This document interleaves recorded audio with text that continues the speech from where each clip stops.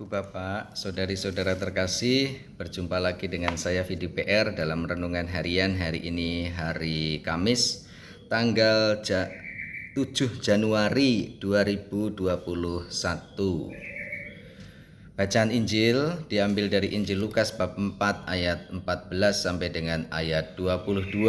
Isinya Yesus diminta untuk membaca nas kitab suci dan bukan kehendak Yesus tapi dengan sendirinya dibukakan pas kitab Nabi Yesaya yang mengatakan Roh Tuhan ada padaku.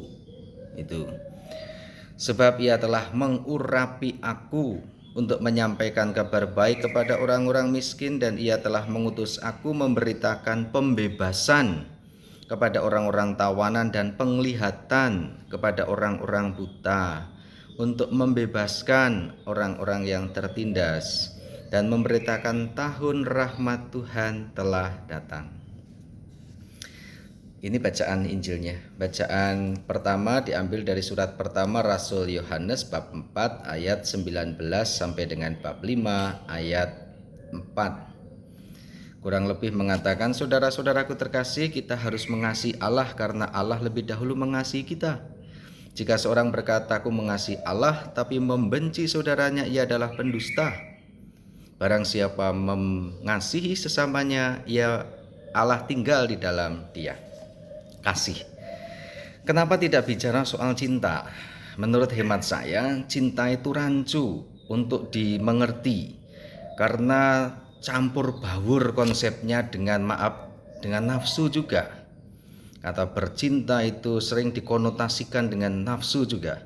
Padahal kasih ini sama sekali berkebalikan dari nafsu. Kalau kasih, tindakan-tindakannya fair, terbuka, bisa dilihat, tidak takut-takut, tampak, jelas. Tapi kalau nafsu umumnya disembunyikan, dilakukan dengan diam-diam, tidak mau diterang-terangkan apalagi diperlihatkan. Ada rasa takut, ada rasa cemas, ada rasa malu, itu nafsu. Dan itu kaitannya dengan keberdosaan. Maka menurut hemat saya, bacaan kitab suci tidak menggunakan kata cinta karena rancu dengan nafsu. Tapi kalau kasih, tindakan kebaikan-kebaikan, tidak malu-malu kalau dilihat orang. Kita menolong orang, kita membantu mereka yang membutuhkan, orang-orang miskin, tertindas, dan sebagainya, sebagaimana dalam bacaan Injil.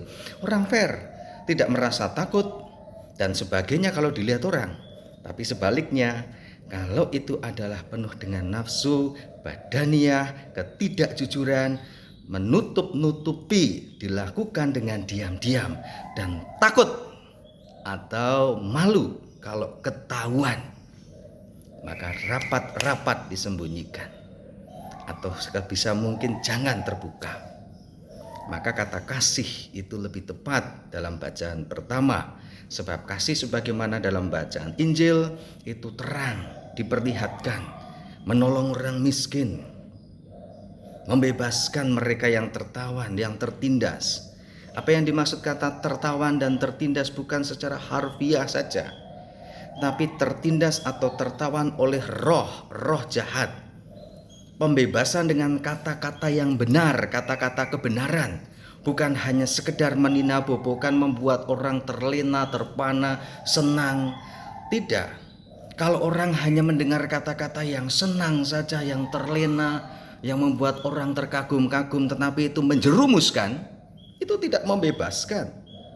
Yang membebaskan adalah meskipun kata-katanya kadangkala pedas, kadangkala tidak mengenakan. Kalau orang itu sedang tertawan, terperanjara oleh roh yang tidak baik, dia akan terusik batinnya, pikirannya terusik.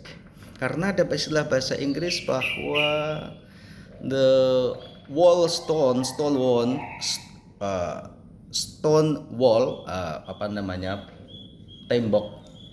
tembok penjara itu bukan selalu itu sebuah penjara, tetapi justru maybe pemikiran make a prison, menjadi suatu penjara bagi seseorang. Kita terkonsep pemikiran kita, oleh nafsu, oleh segala macam. Lalu kemudian kita mengikuti itu dan kita sulit lepas. Sulit lepasnya itu seperti penjara, ketagihan, terikat, ada ketakutan. Kalau nanti saya melepaskan ini, nanti ada ketakutan ini, itu, dan sebagainya. Maka pembebasan orang tawanan, penglihatan orang buta, itu tidak secara harfiah, tetapi juga secara rohani.